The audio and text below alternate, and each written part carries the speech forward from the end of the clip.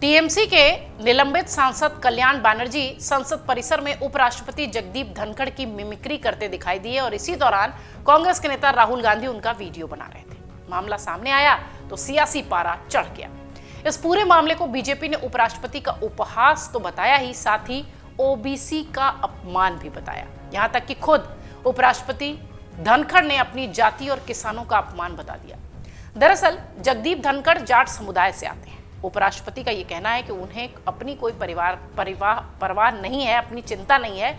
इस तरह का अपमान वो बर्दाश्त कर सकते हैं। उन्होंने निराशा व्यक्त करते हुए कहा कि उनकी जाति, उनकी पृष्ठभूमि और उनकी कुर्सी का अपमान किया गया है।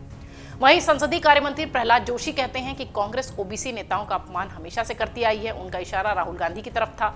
वहीं ओबीसी नेता संबित पात्रा का कहना है कि उपराष्ट्रपति का मजाक उड़ाया जा रहा है। क्या कोई अपने माता पिता के झुके कंधों का मजाक उड़ाता है? जाटों के कंधों का उपहास उड़ाना क्या मजाक है? मिमिक्री करने की कोशिश करना कभी माफ नहीं किया जाएगा। वो भूपेंद्र सिंह हुड्डा और रणदीप सुरजेवाला से पूछना चाहते हैं कि क्या इस तरह जाटों का मखौल उड़ाना सही है? पात्रा ने कहा कि बीजेपी जाट समुदाय के मसले पर बैकफुट पर नहीं जाने वाली है। उपराष्ट्रपति जगदीप धनखड़ की मिमिक्री को लेकर जाट समाज अच्छा खासा नाराज दिखाई दे रहा है। देखा जाए तो दिल्ली में उपराष्ट्रपति के समर्थन में और टीएमसी सांसद के विरोध में प्रदर्शन भी बीजेपी ने किया। यही नहीं, द जाट एसोसिएशन ने कांग्रेस को परिणाम भुगतने की चेतावनी तक दे डाली। जाट एसोसिएशन का कहना है कि कांग्रेस की ओर से देश के उपराष्ट्रपति और जाट समाज के गौरव जगदीप धनखड़ की खिल्ली उड़ाई गई है और इस खिल्ली का जवाब जाट समाज आने वाले लोकसभा चुनाव में जरूर देगा। इसके अलावा किसान और जाट समुदाय ने अलग अलग गांव और खापों के प्रधानों और अध्यक्ष को दिल्ली में द्वारका में भी मीटिंग बुलाई है। यह मीटिंग 24 दिसंबर को होनी है। मीटिंग में आगे विरोध की रूपरेखा तैयार की जाएगी। उनका ये कहना है कि कल्याण बनर्जी को कुछ दिनों का समय दिया जाएगा।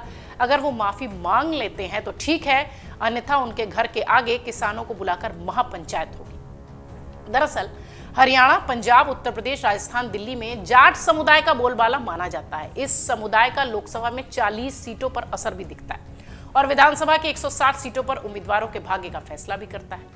हरियाणा में 2024 में चुनाव है। यहां विधानसभा की 37 सीटें और लोकसभा की 10 सीटें ऐसी हैं जहां पर जाट समुदाय का बाहुल्य है।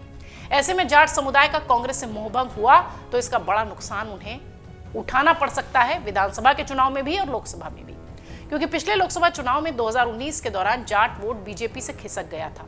ये कांग्रेस, इंडियन नेशनल लोकदल और जेजेपी की झोली में चला गया था। जाट समुदाय पश्चिमी यूपी के करीब 12 लोकसभा सीटों को भी कवर करता है, यानी अपना प्रभाव रखता है। हालांकि सूबे के अन्य भाग में इसका असर देखने नहीं मिलता। अगर राजस्थान की बात करें तो उपराष्ट्रपति सूबे के झुंझुनू जिले से आते हैं। धनखड़ झुंझुनू के हैं। यहाँ जाट समुदाय का दबदबा है। दिलचस्प बात यह है कि इस इलाके में कांग्रेस मजबूत मानी जाती है।